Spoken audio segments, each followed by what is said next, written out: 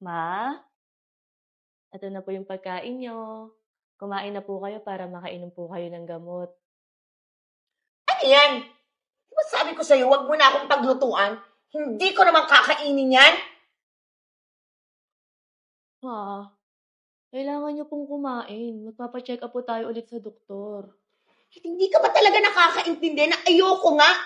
At saka, wag mo kung tatawaging mama. Dahil hindi kita anak. Pero ma, kailangan nyo pong kumain. Alam mo, hindi ko talaga maintindihan bakit ka pinakasalan ng anak ko. O di ba? Masaya ka ngayon dahil nakakakuha ka ng pera galing sa kanya? Hindi po pera yung kailangan ko sa anak nyo. Mahal ko po siya. Anong mahal? Ang feeling ko nga kaya mo siya pinakasalan dahil alam mo mamamatay na siya. O kita mo ngayon, nagpapasasa ka sa yaman ng anak ko. You're such a gold digger and a social climber. Mas sa tabi ko! Mas ka!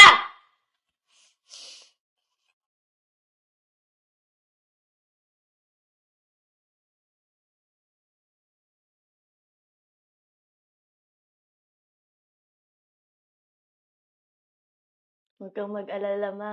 Magiging okay din yung result ng test mo. Ay, hindi ko kailangan ng awa mo. Malis ka dito.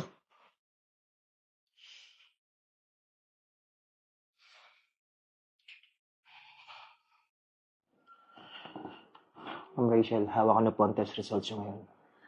Dok, sandali lang po ah. Pwede? Umalis ka muna dito. Pero ma, kailangan ko rin pong marinig yung sasabihin ng doktor. Huwag kang pasaway. Kung hindi, palalayasin kita mamaya sa bahay. Alis! Ay, sorry, Dok. Tatanong ko lang, kamusta ako? Okay ba yung mga results ko? Gagaling pa ba po ako, Dok? Well, to be honest, ma'am, paprangkahin na kita. Both of your kidneys are failing.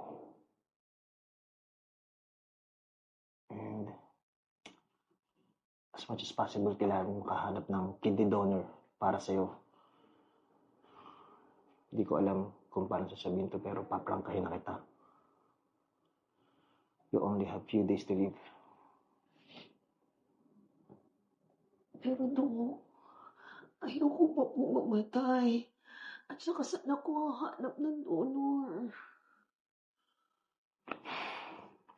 Wala po ba kayong kamag-anak o pamilya? Pwede yun. Pwede siya maging donor ng kidney nyo. Perfect match siya. Dok, meron akong anak. Pero, wala na rin po siya eh.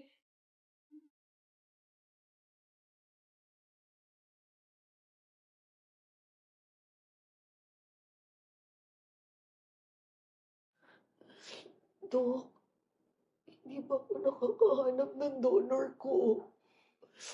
Ilang araw na lang mabubuhay ako. Dok, hindi ba ako handang mamatay? Ma'am, huwag na po kayong umiyak. I have a good news for you. Nakahanap na po ako ng kidney donor. Talaga, Dok? Yes, ma'am. Dok, sino po siya? Magiging malaking utang na loob po sa kanya ang buhay ko. Ma'am Rachel, itong tao na to ay perfect match po sa inyo. At isa pa, napakaswerte nyo. Ito po pala siya.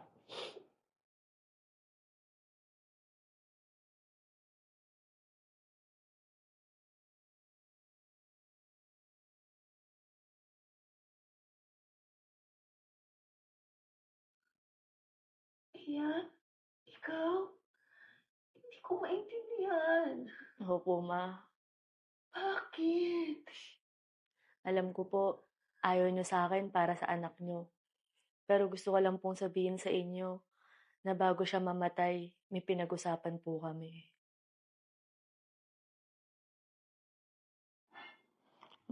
Mahal, pag nawala na ako,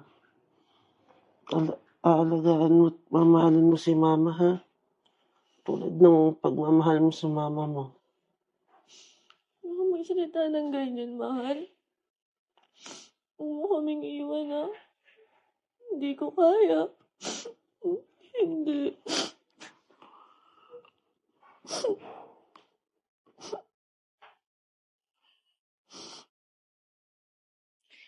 Hindi niyo man po ako nakikita bilang anak niyo, pero bilang asawa po ng anak niyo, nangako po ako sa kanya na ituturing ko kayo bilang totoong magulang ko. Pasensya ka na, Iya. Masyadong ipaghinusgan. Akala ko, wala kang pakialam sa amin ng anak ko. Nga dito.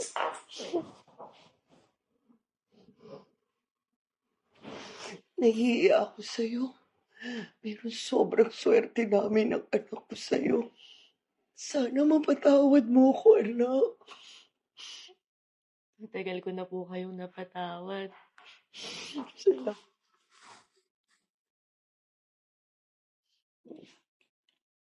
Okay. Shall we start the procedure?